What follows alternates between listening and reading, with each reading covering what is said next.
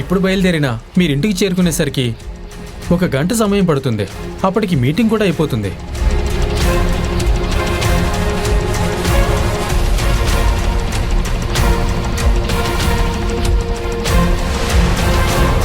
You are right Ashok. ఇప్పుడు ఎంత త్వరగా బయలుదేరి వెళ్ళినా అక్కడ మీటింగ్ అయిపోయే అవకాశం ఉంటుంది. మీ మేడం ఒక సెల్ఫిష్ లేడీ. తనకి కావాల్సినట్టు ప్రతిదీ జరగాలనుకుంటుంది, కానీ ఎదుటి వాళ్ళ గురించి అస్సలు పట్టించుకోదు. అది తెలిసి తెలిసి కూడా నేను ఎందుకింత అజాగ్రత్తగా ఉన్నానో నాకే తెలియడం లేదు.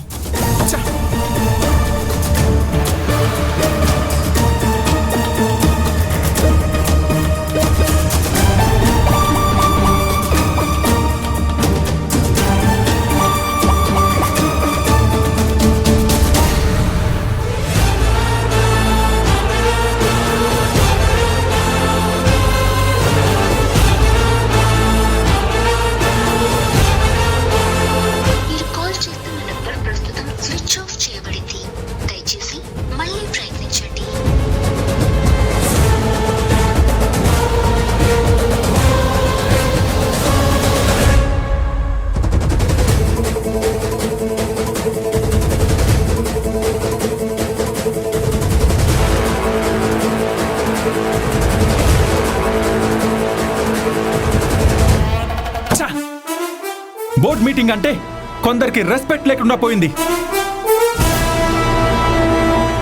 బోర్డ్ మీటింగ్ అంటే కంపెనీ గ్రోత్ గురించి, కంపెనీ లాభాలు నష్టాల గురించి, కంపెనీ మున్ముందు తీసుకోబోయే నిర్ణయాల గురించి, ఇలా చాలా ముఖ్యమైన విషయాలు మాట్లాడుకునే మీటింగ్. అలాంటి మీటింగ్ కి కనీసం రెస్పెక్ట్ లేకుండా చేస్తున్నారు. తారక్ సార్, మీరు అనవసరంగా ఈ విషయం గురించి ఎక్కువగా ఆలోచించకండి. దీనివల్ల ఇంకా టెన్షన్ పెరుగుతుందే తప్ప మరే ప్రయోజనం జరగదు. అసలు ఆవిడ గారు బోర్డ్ మెంబర్స్ అందరినీ ఇంటికి ఎందుకు పిలిపించుకుందో తెలుసా? నువ్వు ఆవిడ గారు ఒకే మీటింగ్ లో ఉండడం తనకిష్టం లేక. నువ్వు తను పక్కపక్కన కూర్చోవడం తను సహించలేదు.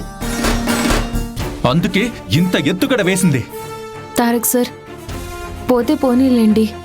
ఇప్పుడు ఈ విషయం గురించి అంత కోపగించుకోవాలా? అవును నీలవేణి, బోర్డ్ మీటింగ్ లో నేను ఎన్నో విషయాలు మాట్లాడాలనుకున్నాను. అలాగే నువ్విచ్చిన ఐడియా గురించి కూడా ప్రస్తావించాలనుకున్నాను. కానీ అసలు మీటింగే ఇక్కడ జరగకుండా చేసింది ఆవిడ. Tarak, be cool.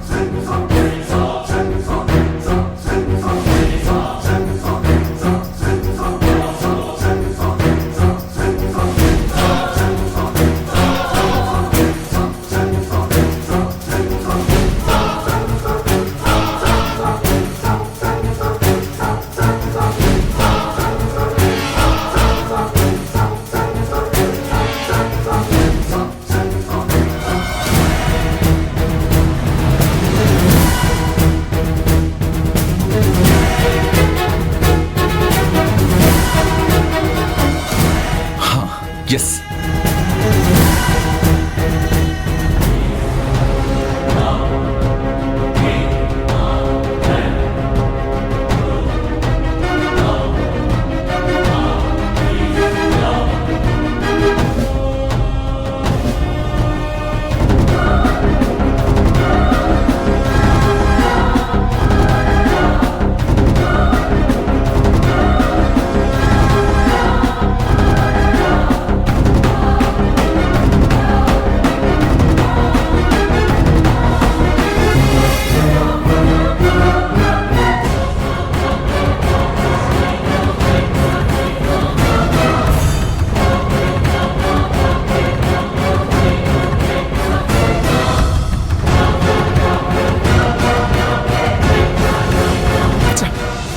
Switch off అయిపోయిందా?